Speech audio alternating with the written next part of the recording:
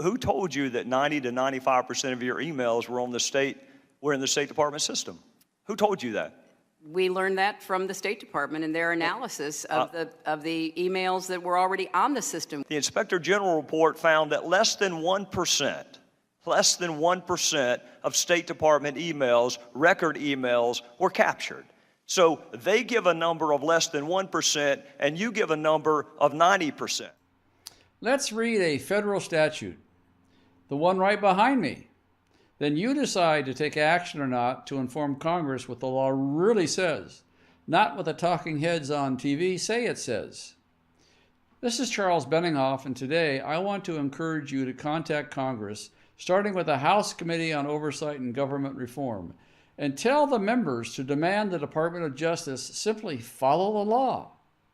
It is obvious that, as usual, no one in Congress admits that they know what our law says. They keep their head in the sand over things like immigration, and we've spoken up so many times they're finally admitting immigration's a mess. Now we need to tell Congress what the law really says about destroying records and why that statute is so vitally important. You can take part in taking Hillary down if you agree with us what the law says. The proof is coming up. If you want to take part in this effort to disqualify Hillary Clinton, just mouse over the video screen or tap your mobile device at any time, and that will take you to our action page. We have some tremendous patriots supporting these efforts, and we wouldn't be able to do anything without them. We can't thank them enough. One of those supporters that we can't thank enough is a Vietnam War hero. I was privileged to serve with him in 1967 and 68, and he sent me an email with a link in it. This campaign is all about that link. But first, let me tell you about our hero. He won the Silver Star for bravery during battle. We take night patrols along riverbanks in South Vietnam in an effort to control communist river traffic, including shipment of arms and men. One dark night, a metallic thud came from the back of Lieutenant Cole Ayler's river patrol boat. He and I served in River Patrol Section 543 of Task Force 116 at that time. Lieutenant Cole recognized what it was and ran to the back of the boat, groping here, groping there until he found it, and he then tossed it overboard, at which time a mere 2 seconds passed and this grenade went off, sending a blast of concussion over the crew and craft, spewing water into the air. Lieutenant Cole's gallantry, intrepidity, and bravery saved every life on that river patrol boat, the boat itself, and as well exemplified the heroic self-sacrifice the American military is known for worldwide. Here's the federal law my shipmate sent me, and that what we are talking about today is displayed on the screen right now, and you'll find links to it on our action page as well, so you can read it in full for yourself. The law is 18 U.S.C. Section 2071. That translates into Volume 18, United States Code, Section 2071. I'll read paragraph B to you now.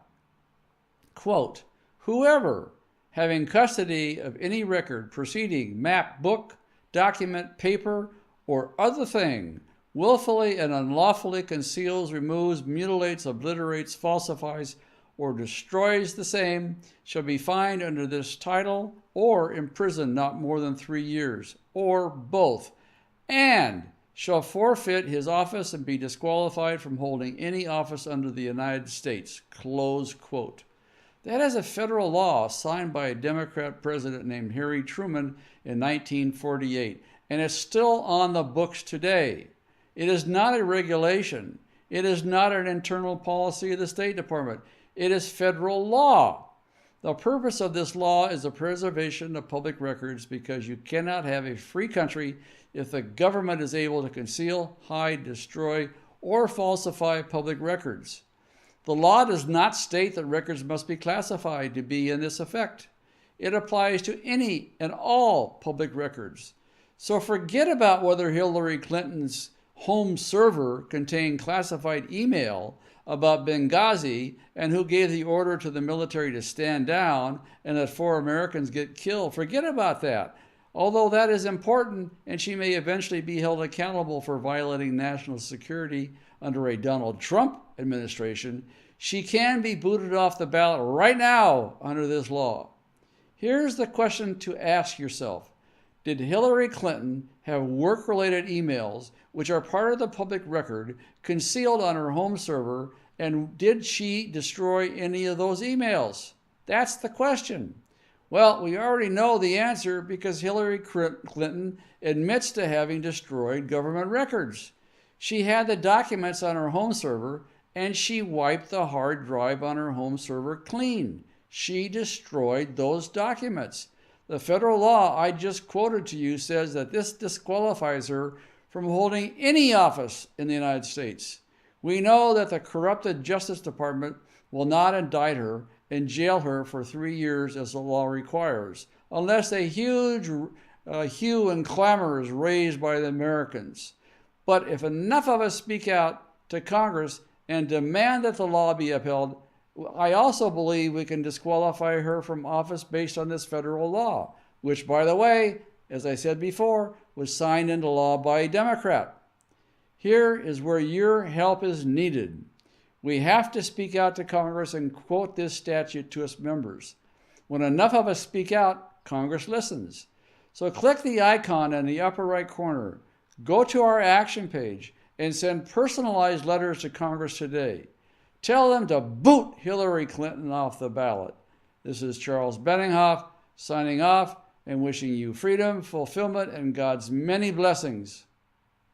Tell Congress to disqualify Hillary Clinton from office under 18 U.S.C. Section 2071. From our action page on our website, use the form to the right of the video screen to select a program. If you're watching this on YouTube or Facebook, click the icon appearing now to be taken to our action page. Speak out today. Satan can't make me doubt it. It's real and I'm gonna shout it.